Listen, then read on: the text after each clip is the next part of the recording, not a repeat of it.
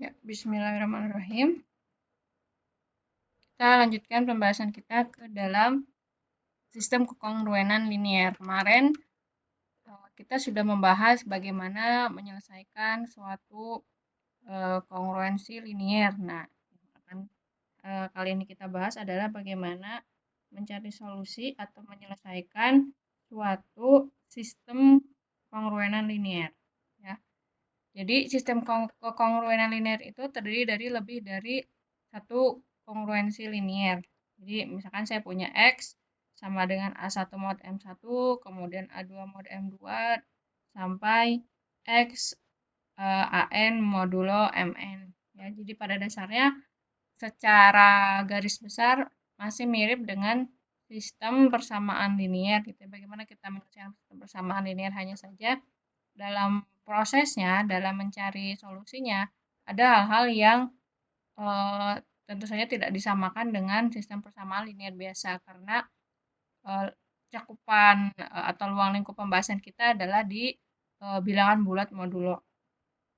Ya, jadi misalkan untuk contoh yang sederhana, misalkan saya ingin mencari suatu bilangan bulat yang jika dibagi dengan 3 akan mempunyai sisa 2 dan apabila dengan 5 dia bersisa 3. Jadi kita ingin mencari suatu sebuah bilangan bulat ya yang mempunyai dua kondisi tersebut secara bersamaan. Jadi kalau dibagi 3 sisanya 2, tapi kalau dibagi 5 sisanya 3. Nah, langkah pertama adalah kita misalkan dulu bilangan bulat tersebut ya. Jadi di sini saya tuliskan saja. Jadi kita buat pemisalan, misalkan yang bilangan bulat yang akan dicari itu kita misalkan dengan X. Misal bilangan bulatnya adalah X ya, misalkan bilangan bulat yang dimaksud itu adalah X. Kemudian kita tuliskan kondisi yang tadi kita punyai ke dalam bentuk sistem kekongruenan linier. Jadi yang pertama X yang mau kita cari ini, X yang mau kita cari itu punya kondisi. Yang pertama dia kalau dibagi dengan 3 itu sisanya 2. Kemudian kalau X dibagi dengan 5 itu sisanya adalah 3. Nah, kalau ini dibentuk ke dalam kekongruenan linier, sistem kekongruenan linier itu menjadi X kongruen 2 modulo 3. Yang ini jadi X kongruen 3 modulo 5. Ya. Nah, langkah pertamanya, nah jadi di sini kita sehingga diperoleh sistem kekongruenan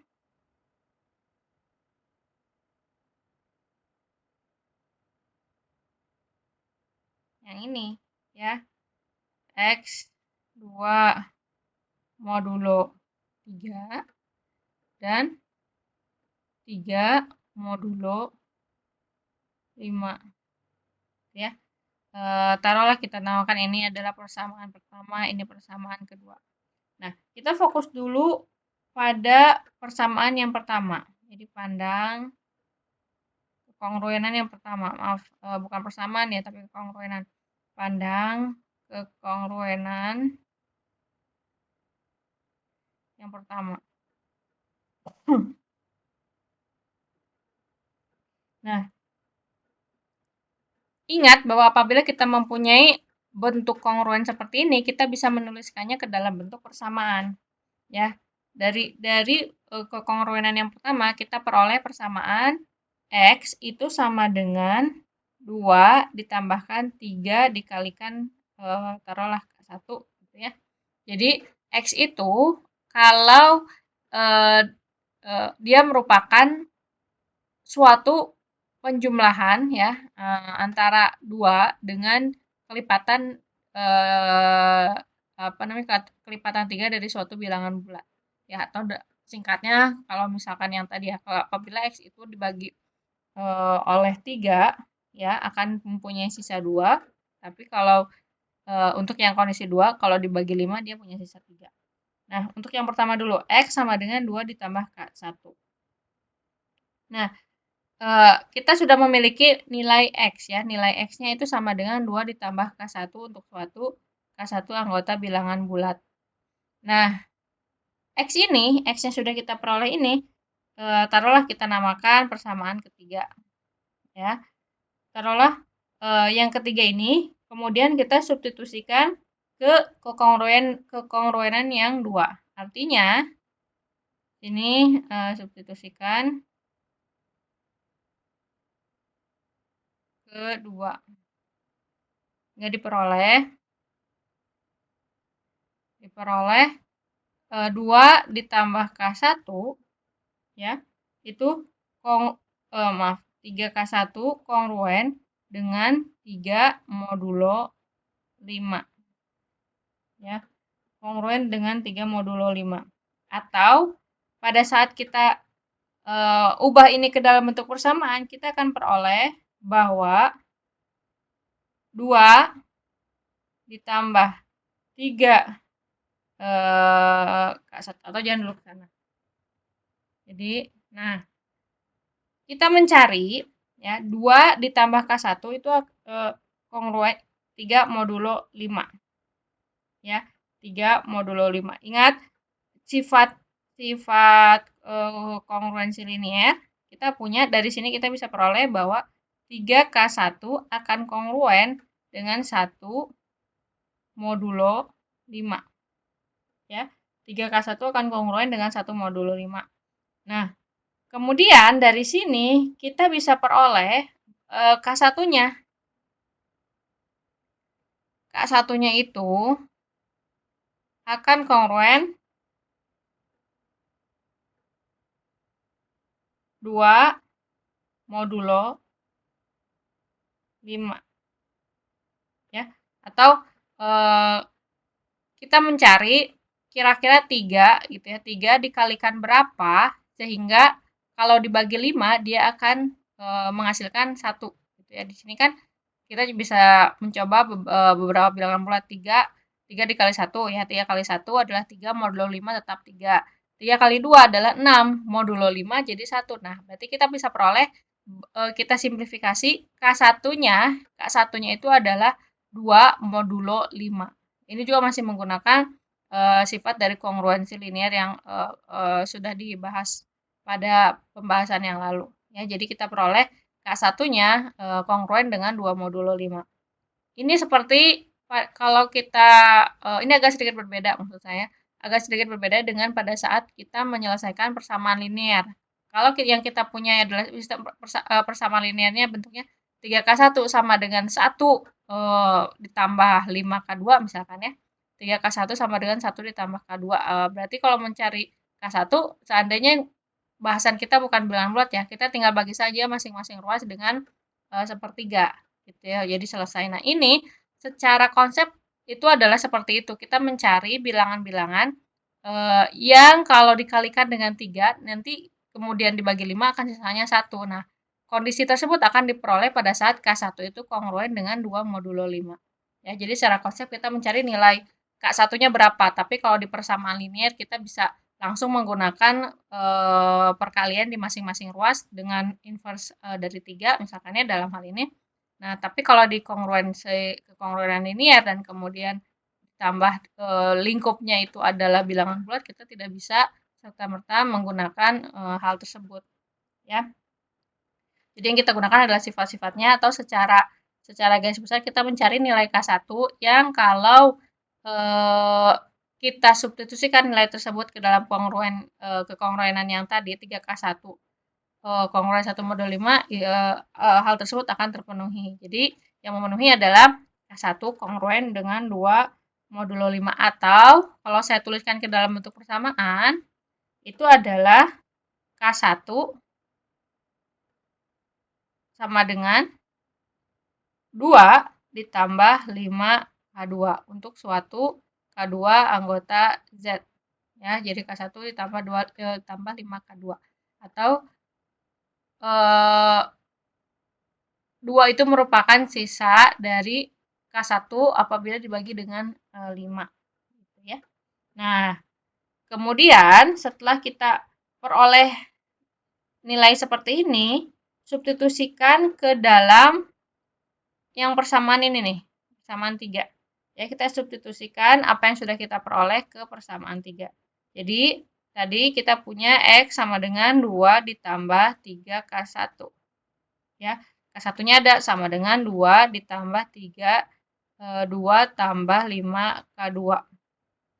Nah, ini sama dengan 2 ditambah 6 ditambah 15K2.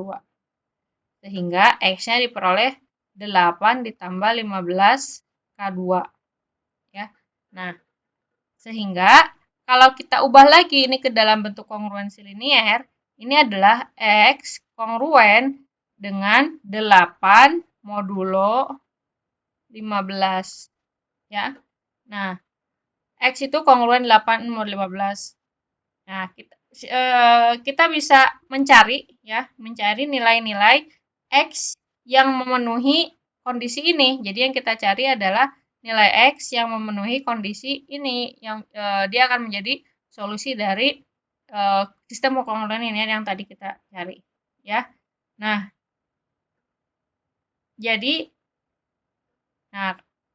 kalian bisa cek bahwa 8 modulo 3 itu sama dengan 2, ya.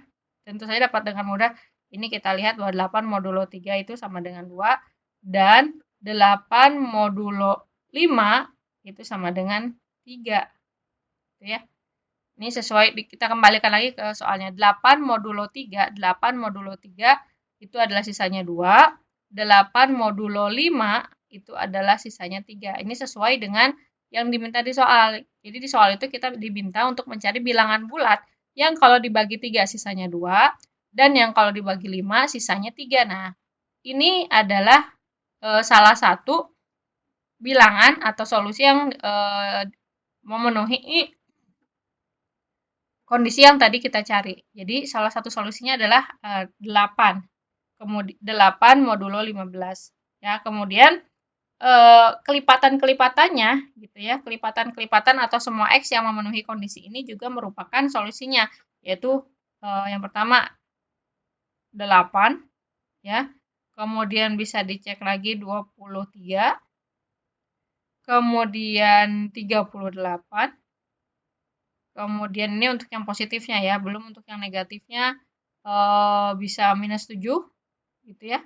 Nah, ini bisa dibentuk ke dalam suatu himpunan. Jadi X-nya adalah anggota himpunan ini. Jadi semua X yang memenuhi, kalau yang diminta adalah cari semua bilangan bulat, misalkan. Cari semua bilangan bulat yang memenuhi kondisi ini. Artinya kita harus menampilkan X dalam bentuk himpunan solusi seperti ini. Namun, karena tadi yang diminta hanya satu, kita cukup menampilkan satu buah solusi saja yang bisa memenuhi sistem kongruen yang tadi kita mau cari ya. Jadi dalam hal ini kalian boleh menuliskan 8 sebagai solusi atau 23 minus 7 itu sama saja. Ya, kalau yang diminta hanya satu, artinya kalian cukup menunjukkan dia satu bilangan tersebut itu memenuhi sistem kekonruenan yang dimaksud.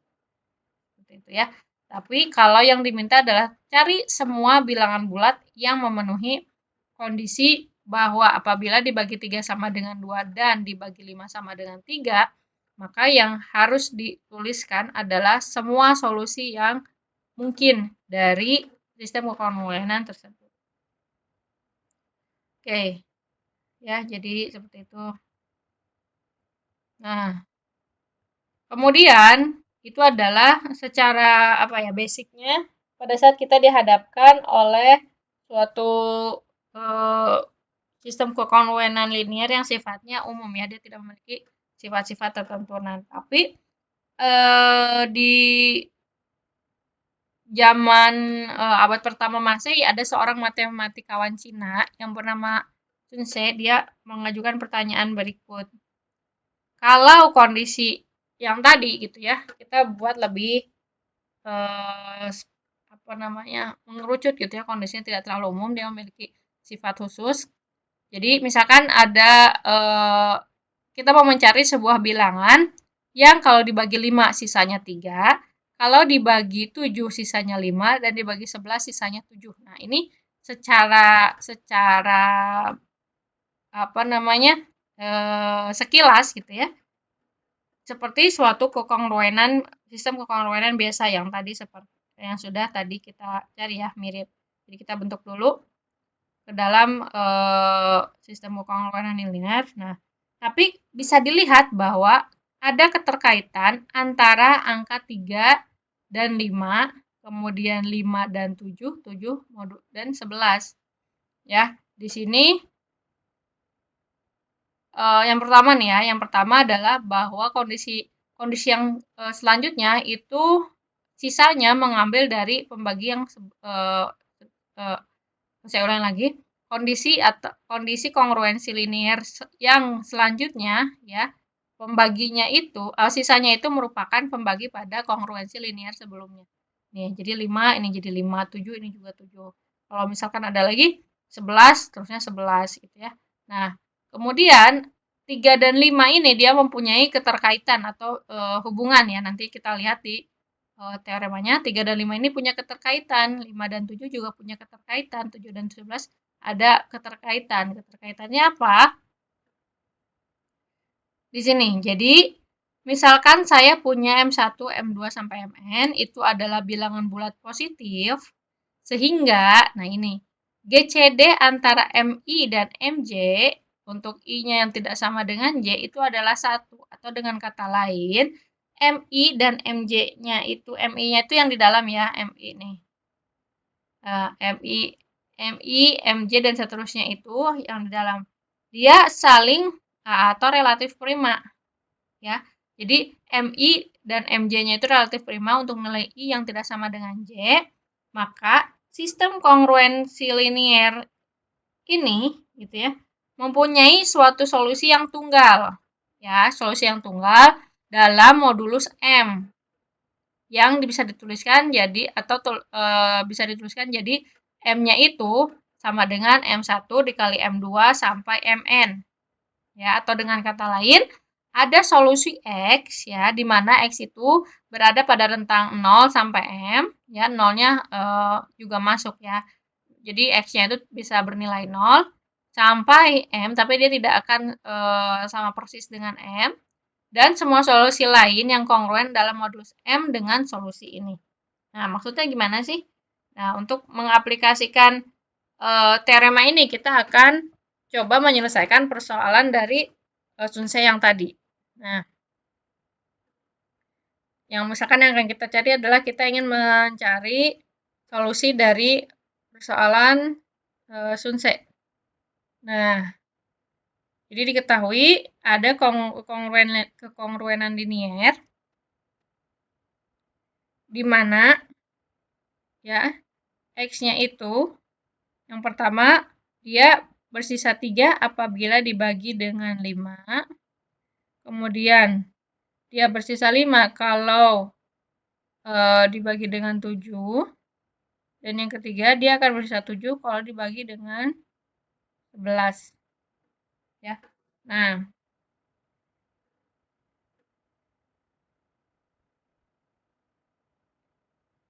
oke, kita cari solusinya ya. Seperti langkah yang tadi di awal kita lakukan ya. Pertama, misalkan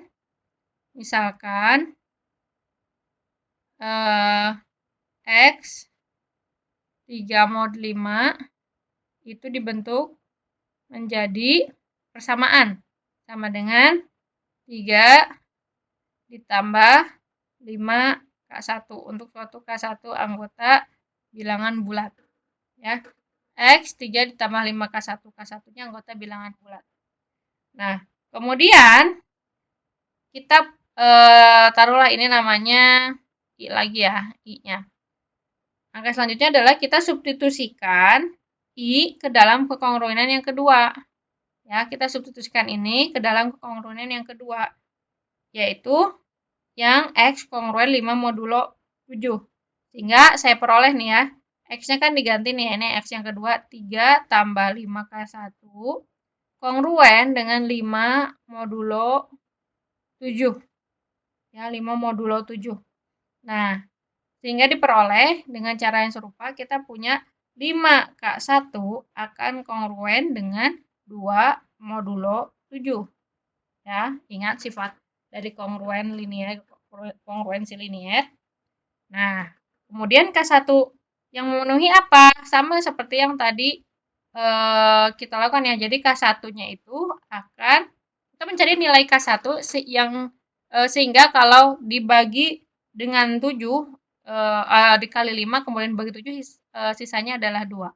Dan ini bisa kalian cek yang memenuhi itu adalah 6 modulo 7. Ya, 6 kali 5 30. 30 dibagi 7 sisanya adalah 2.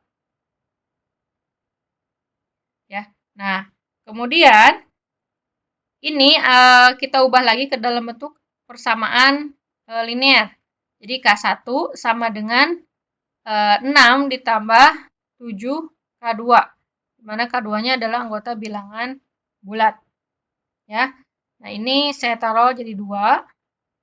Nah, yang 2 substitusikan ke 3, begitu seterusnya ya. Jadi ini dapat yang ketiga.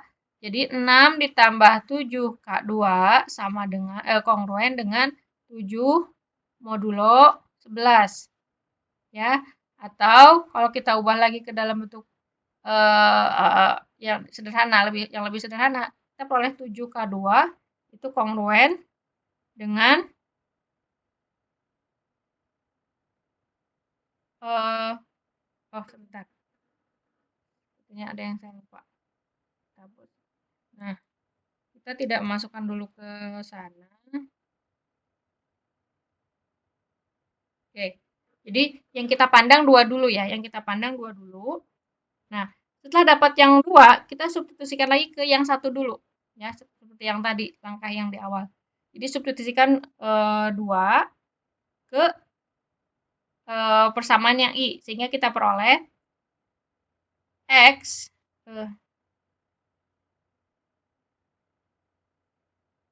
X ya sama dengan 3 ditambah 5K1 kan, yang tadi itu sama dengan 3 ditambah 5 dikali 6 tambah 7K2 atau 3 ditambah 30 plus 21 mohon maaf 35K2. Nah, kita tahu 33 ditambah 35K2. Jadi diperoleh nilai X-nya sama dengan 33 ditambah 35K2. Nah, ini kita taruh menjadi angka 3. Nah, baru setelah ini kita substitusikan ini ke kongruensi yang ketiga. Ya, substitusikan jadi 33 ditambah 35K2 itu sama dengan kongruen dengan 7 modulo 11. Ya. 33 ditambah 35K2 kongruen dengan 7 modulo 11 atau 35K2 kongruen dengan minus 26. Nah, ini masih oke lah ya, minus 26 dari modulo 11. Ya, modulo 11. Nah, ini minusnya udah aja jangan dulu diapa-apakan. Nah, kemudian kita cari nilai K2 yang memenuhi sehingga kalau dikali 35 itu akan bersisa kemudian dibagi 11 akan menyisakan nilai minus 26. Nah, dalam hal ini yang memenuhi itu adalah 9 modulo 11. Ya, kita cari nilai-nilai K2 yang memenuhi ya kondisi ini. Jadi diperoleh K2 kongruen dengan 9 modulo 11 atau kembalikan lagi kita ke dalam bentuk persamaan K2 sama dengan 9 ditambah 11 K3. Di mana K3-nya anggota bilangan bulat. Nah, ini kita substitusikan lagi ke persamaan yang ketiga tadi, yang ini nih. Kita substitusikan.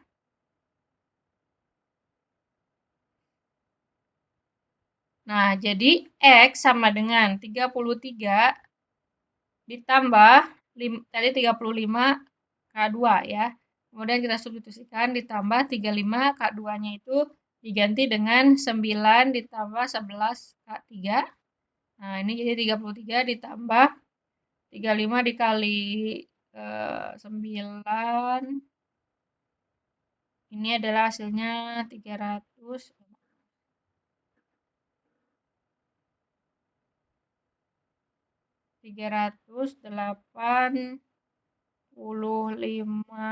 ini langsung saja ya.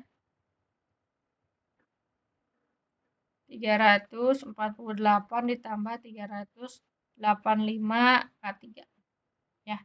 Atau ini kalau saya ubah lagi ke dalam bentuk modulo, X-nya itu kongruen dengan 348 modulo 385. Nah, ini adalah solusinya. Ini adalah solusinya. Sehingga solusi dari sistem kongruen yang dimaksud ya, yang tadi. Nah, jadi 348 yang ini itu adalah bilangan bulat positif terkecil, ya, bilangan bulat positif terkecil yang merupakan solusi dari sistem kekongruenan yang tadi kita mau cari. Gitu ya. Nah, kalian bisa cek bahwa 348 modulo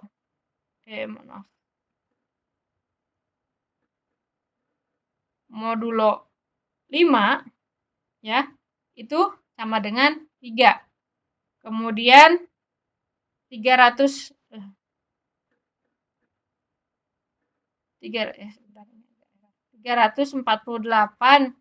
modulo 7 itu adalah sisanya 5. Kemudian yang terakhir 348 modulo 11 ini sisanya 7. Ya. Nah, dari sini kalian juga bisa perhatikan bahwa 348 ini adalah merupakan perkalian antara 5 dikali 7 dikali 11. Gitu ya. Jadi, solusi tunggal atau solusi unik, solusi tunggalnya itu adalah X kongruen 348 modulo 385 ya. Jadi modulo 385 mohon maaf. Ini harusnya 385. Ini 385 ya. 385 itu merupakan perkalian antara 3 merupakan perkalian antara 5, 7 dan 11 ya. Jadi modulo yang di dalam sini merupakan perkalian antara modulo-modulo yang ini kan di dalam ya tadi. Nah, di dalam sini ya. Sehingga secara umum solusinya, nah bisa kita lihat di sini. Nah, solusinya itu adalah bentuknya seperti ini, solusi umum dari sistem kekongruenan linier yang punya sifat atau karakteristik seperti yang ada pada permasalahan Sunset tadi. Ya, jadi tidak semua sistem kekongruenan linier dapat diselesaikan dengan cara ini, namun sistem kekongruenan linier yang mempunyai kondisi seperti tadi ya, jadi di asumsinya kita punya dulu bilangan modulo-modulonya yang di dalamnya itu, yang modulo-modulonya itu merupakan angka-angka yang saling atau relatif prima ya dengan yang lainnya gitu. Sehingga secara umum solusi sistem kekongruenan linearnya itu bentuknya A1 M1 Y1 ditambah A2 M2 Y2 sampai AN MN YN, di mana MK-nya itu adalah perkalian semua modulus kecuali MK-nya ya. Nah, kemudian si YK ya, YK adalah balikan dari MK dalam modulus MK. Ya. Nah, sekarang kita akan coba menghitung permasalahan yang tadi dengan menggunakan kondisi ini. Ya, tadi kita pakai cara manual, cara yang umum. Nah, di sini sekarang kita mempunyai istilahnya cara cepat ya berdasarkan teorema sisa Cina yang tadi. Nah, kita tadi punya X kongruen 3 modulo 5. Kemudian X 5 modulo 7. Dan yang terakhir X kongruen dengan 7 modulo 11. Nah, ini diperhatikan bahwa ini saling relatif prima. Nah, langkah yang pertama adalah hitung M, ya, M-nya. M-nya berapa? Kalikan dengan yang di dalam, 5 kali 7 kali 11. Hasilnya adalah 385. Nah, kemudian M besar 1 itu adalah 7 dikalikan 11. Ya, taruhlah M7-nya 7 kali 11 sama dengan 77. Kemudian M2-nya itu adalah 5 dikalikan 11 sama dengan 55. Kemudian yang ketiga, M3 adalah 5 dikalikan 7 sama dengan 35. Ya. Nah, selanjutnya Y1 itu sama dengan 3 gitu ya. Y1 sama dengan 3 karena 77 ya, yang ini 77 itu dikalikan dengan 3 kongruen dengan 1 modulo 5 ya. 1 modulo 5. Kemudian Y2 sama dengan 6. Kenapa 6? Karena 55 dikalikan 6 itu kongruen dengan 1 modulo 7. Dan yang terakhir Y3 sama dengan 6 lagi karena 35 kali 6 itu kongruen dengan 1 modulo 7. Ya. Nah, dengan demikian solusi dari sistem kongruenan tersebut adalah X sama dengan tadi ya A1, M1, Y1 ditambah A2, M2, Y2 ditambah A3, M3, Y3. Y3. Nah, A1-nya adalah 3 dikalikan 77 dikalikan 3 ditambah 5 dikali 55 dikali 6 ditambah 7 kali 35 kali 6 sama dengan 3813 atau kongruen dengan 348 modulo 35. Ya, sama hasilnya. Ini kita cukup memerlukan perhitungan sederhana saja. Tinggal masukkan ke formula yang sudah ada, mencari nilainya. Mungkin yang agak tricky adalah mencari nilai-nilai ini nih, Y1, Y2, Y3. Itu yang perlu perhitungan ya.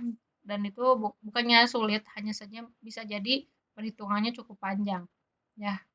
Jadi mencari inverse dari bilangan bulat modulo itu bisa jadi tricky juga. Ya, nah, jadi untuk mencari sistem kekongruenan linier, solusi dari sistem kekongruenan linier yang memiliki kondisi sesuai dengan dalil dari teorema sisa Cina, gitu ya, itu bisa kita menggunakan rumus ini. Adapun untuk yang kondisi di luar itu, ya, yang tidak memenuhi asumsi dari teorema sisa Cina, kita tidak bisa menggunakan teorema ini untuk mencari solusinya. Ya, kalau kondisinya tidak sesuai dengan asumsinya, berarti yang kita gunakan cara manual tadi.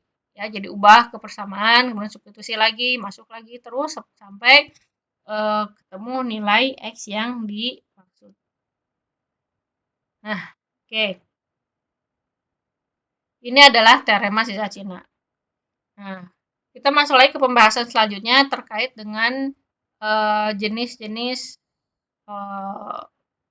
bilangan ya. Sebenarnya lebih spesifik ke bilangan prima. Ya. Jadi bilangan prima itu merupakan bilangan bulat positif ya. Tentu saja yang lebih besar dari 1. Itu kalau pembaginya hanya 1 dan dirinya sendiri. Ya, jadi yang disebut dengan bilangan prima itu kalau pembaginya 1 dan dirinya sendiri. Ya, mungkin kalian sudah sangat familiar ya dengan contoh-contoh bilangan prima ya, jadi misalkan 23, 17 dan seterusnya. Nah, kemudian karena bilangan prima itu harus lebih besar dari 1, maka barisan bilangan prima itu dimulai dari 2. Ya, 2, 3, 5 dan seterusnya.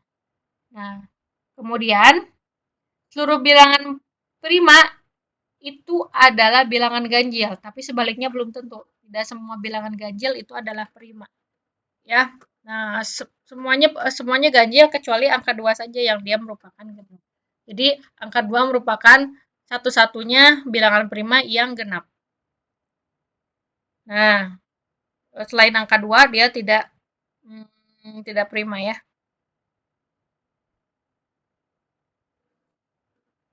Kemudian ada juga bilangan yang selain bilangan prima. Jadi kalau kita punya himpunan yang isinya semua bilangan prima, himpunan semua bilangan prima, maka ada komplemennya atau bilangan selain bilangan prima. Itu disebut dengan bilangan komposit.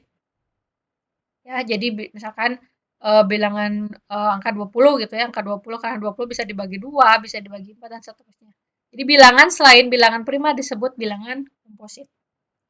Nah, kemudian bagaimana caranya kita melihat gitu ya, bisa jadi bilangan biasanya terjadi pada bilangan-bilangan yang cukup besar gitu ya digitnya atau dia melibatkan notasi lain. Misalkan dalam hal ini nih, sorry, akar-akar gitu ya.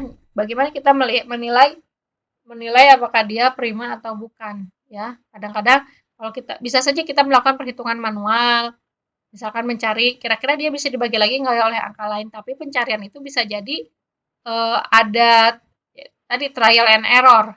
Pada saat mencarinya pun bisa jadi kita melakukan kesalahan. Nah, ada suatu teorema yang bisa digunakan ya untuk mengetahui apakah suatu bilangan itu adalah bilangan prima atau bilangan komposit. Tapi sebelum ke situ kita masuk dulu ini ada teorema fundamental dari aritmatika. Jadi bilang bahwa setiap bilangan bulat positif yang lebih besar atau sama dengan 2 dapat dinyatakan sebagai perkalian dari satu atau lebih bilangan prima. Ya. Jadi setiap bilangan bulat positif yang nilainya lebih besar atau sama dengan 2. Jadi dari 2 mulainya ya. Itu bisa dinyatakan sebagai perkalian dari satu atau lebih bilangan prima. Nah, ini yang biasa mungkin kita bilang faktor gitu ya. 9 sama dengan 3 kali 3. Sedangkan 3 itu adalah bilangan prima. Kemudian 100 itu adalah perkalian antara bilangan-bilangan prima. 13 ya, 13 atau 1 kali 13. Nah, ini. Jadi bagaimana mengetahui apakah dia suatu bilangan itu adalah prima atau komposit? Jadi langkah yang pertama adalah bagi n ya, n tersebut yang tadi kita mau cek dengan sejumlah bilangan prima. Misalkan 2, 3, 5, 7 dan seterusnya. Nah, yang batasnya itu sampai dia akar dari n. Ya, misalkan kita mau ngecek batas itu harus lebih kecil sama dengan akar dari n. Kalau n-nya itu misalkan 3 gitu ya, jadi berhentinya di 2 gitu ya, akar 3 tidak sampai ini mungkin hanya 1 ya. Jadi akar 3. Nah, kemudian jika n itu habis dibagi dengan salah satu dari bilangan prima tersebut, maka n itu adalah bilangan komposit. Jadi kalau pada saat kita membagi ada bilangan yang bukan lebih dari 1 gitu ya, itu adalah bilangan komposit. Tetapi kalau n tidak habis dibagi oleh semua bilangan prima, ya, jika n tidak habis dibagi oleh semua bilangan prima yang lain, maka n itu adalah prima. Jadi kalau n tidak habis dibagi oleh bilangan prima yang lain, maka n itu prima. Seperti 3 dari 3 tidak habis dibagi oleh 2. Maka dia dibilang merupakan prima. Gitu ya. Nah, terusnya kita akan coba cek untuk yang 171 dan 199. Ya, jadi 171 itu, nah ini 171, akar dari 171 itu sama dengan 13, sekian ya, 13,077. Nah, bilangan prima yang kecil dari dan sama dengan 171 itu adalah ini. Jadi kita batasnya sampai 13. Batas atasnya 13,077. Jadi masih boleh sampai 13 gitu ya. Nah, karena 171 habis dibagi 3, maka 171 itu adalah bilangan komposit. Kenapa? Karena dia tidak hanya bisa dihabis dibagi oleh satu dan dirinya sendiri, tetapi juga ada bilangan yang lain yang ternyata bisa habis membagi bilangan itu.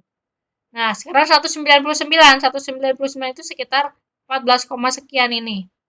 Nah, kita list bilangan-bilangan prima yang dia sampai kecil dari sama dengan 199, yaitu sampai sama 13 ya. Nah, karena 15 sudah lebih dari 14, 17 itu sudah lebih dari 14, jadi kita tidak sampai situ, jadi berhentinya di 13 bilangan prima yang kecil sama dengan akar dari 199. Ya. Nah, kemudian 199 kita coba apakah dia habis dibagi oleh 2, 3, 5, 7, 11, dan 13. Ternyata tidak habis dibagi. Maka 199 itu adalah bilangan prima. Nah, kemudian ada teorema dari Fermat, ya, Fermat, ya, yang bilang bahwa jika P itu adalah bilangan prima dan A adalah bilangan bulat yang tidak habis dibagi dengan P, ya, jika A adalah bilangan bulat yang tidak habis dengan P, atau dengan kata lain GCD dari A dan P itu sama dengan 1, maka A pangkat P-1 itu akan kongruen dengan 1 modulo P. Ya, jadi A pangkat P-1 kongruen 1 modulo P. Nah, sehingga berdasarkan teorema Fermat di atas, kalau P adalah bilangan prima, ya, kalau P itu adalah bilangan prima, maka A pangkat P-1 itu akan kongruen dengan 1 modulo P. A pangkat P-1 itu akan kongruen dengan 1 modulo P. Tapi kalau P bukan bilangan prima, tentu saja ini harusnya apa ya, coret ya, coretnya malah ke bawah. Tidak kongruen dengan 1 modulo P. Oke. Oke, nah di sini kita ada tes ya. Contohnya adalah kita tes apakah 17 dan 21 adalah bilangan prima atau bukan dengan teorema Fermat tadi. Ambil A sama dengan 2, ya. Kenapa kita ambil A-nya sama dengan 2? Karena GCD dari 17 dan 2 itu sama dengan 1 dan GCD dari 21 dan 2 itu juga 1. Ya. Kemudian kita pangkatkan angka 2 dengan 17 dikurangi 1.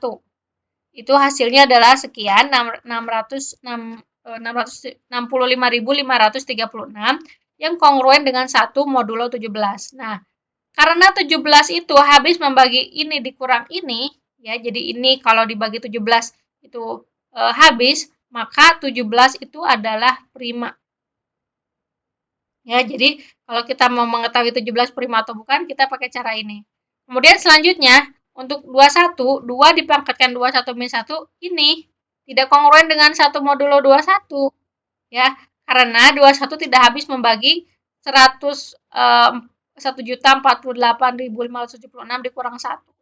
Ya, jadi 21 bukan bilangan prima.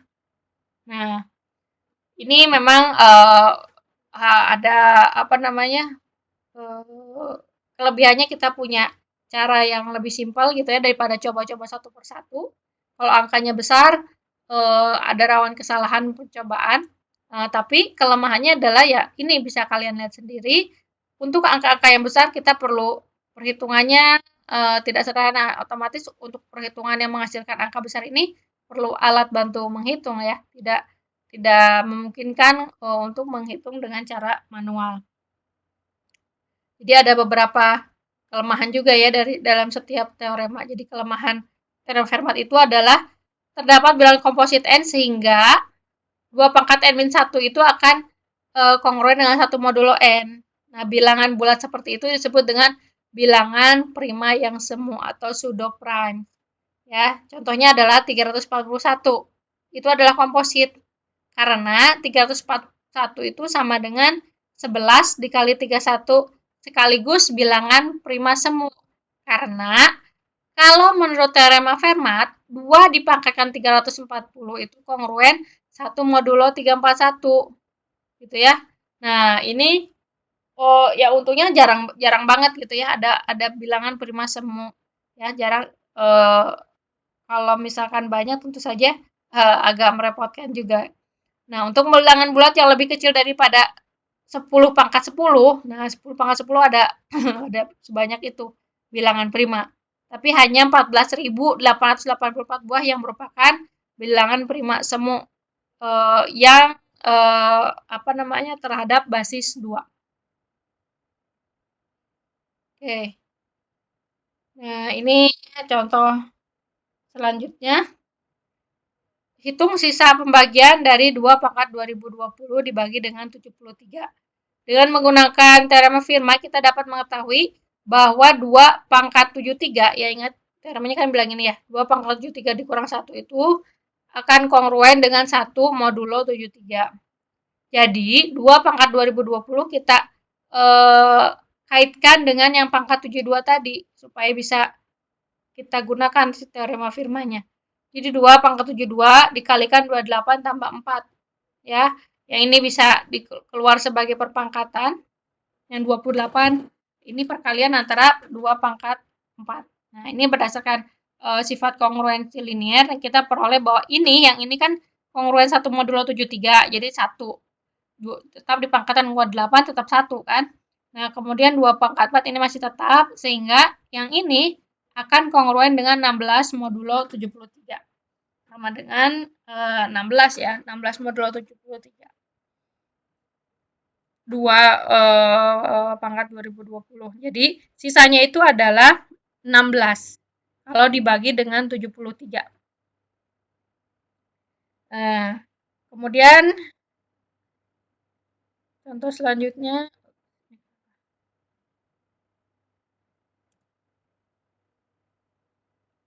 Oke. Nah, contoh yang selanjutnya, contoh yang terakhir adalah 3 kemunculan terakhir komet Halley adalah pada tahun 1835, 1910, dan 1986. Kemunculan berikutnya diprediksi akan terjadi pada tahun 2061. Dengan teorema Fermat buktikan bahwa 1835 pangkat 1910 ditambah 1986 pangkat 2061 itu akan kongruen 0 modulo 7. Artinya dia akan habis dia dibagi oleh 7. Jadi kalau dibagi 7 akan habis. Ya. Nah, karena GCD dari kita cek dulu ya. Kita GCD dari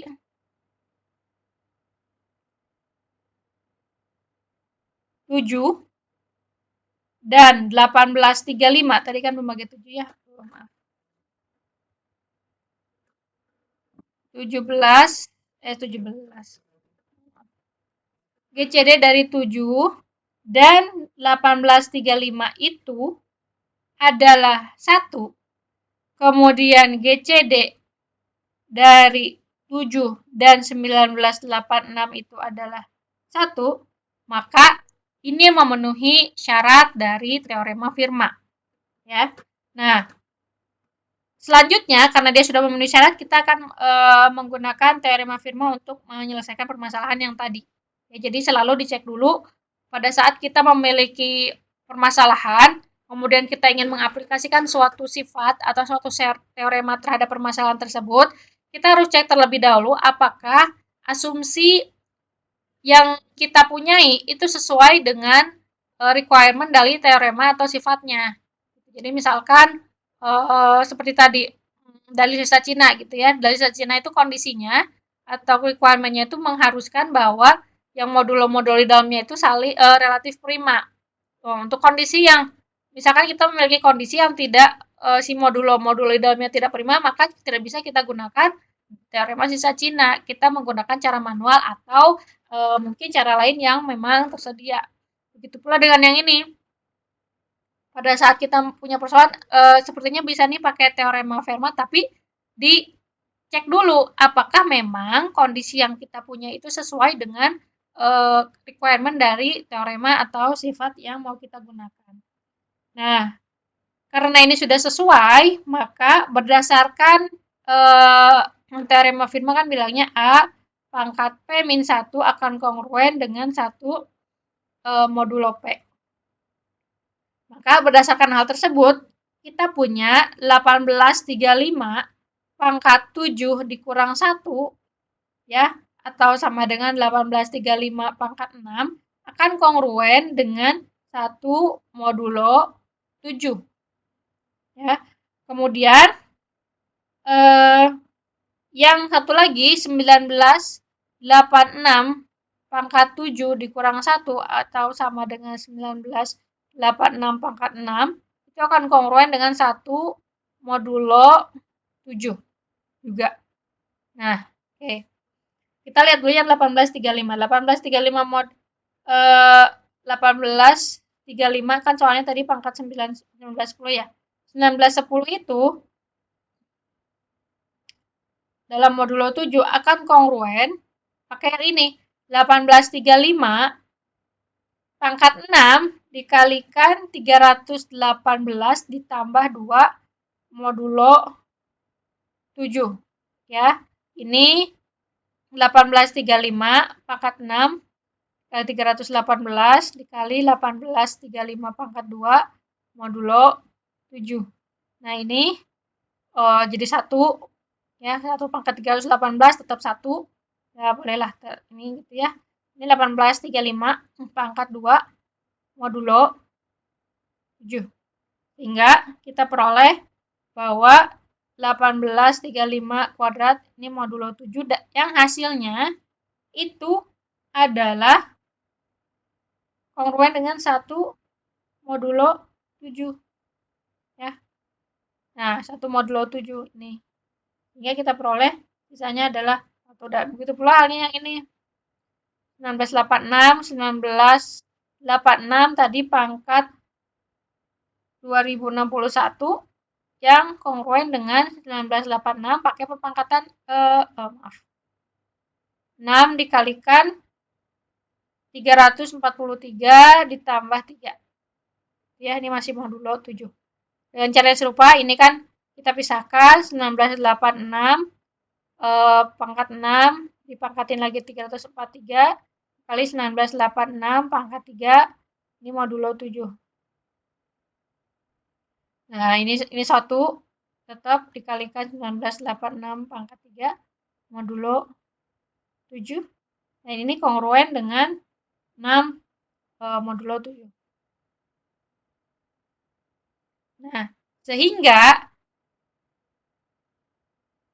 1835 pangkat 1910 ditambah dengan 1986 pangkat 2061 di modulo 7 itu akan kongruen dengan 1 modulo 7 ditambah 6 modulo 7. Ya, atau dalam hal ini jadi 0 modulo 7. Gitu ya. Maaf ini salah kurungnya. Ya, jadi kalau dibagi dengan 7 sisanya akan 0.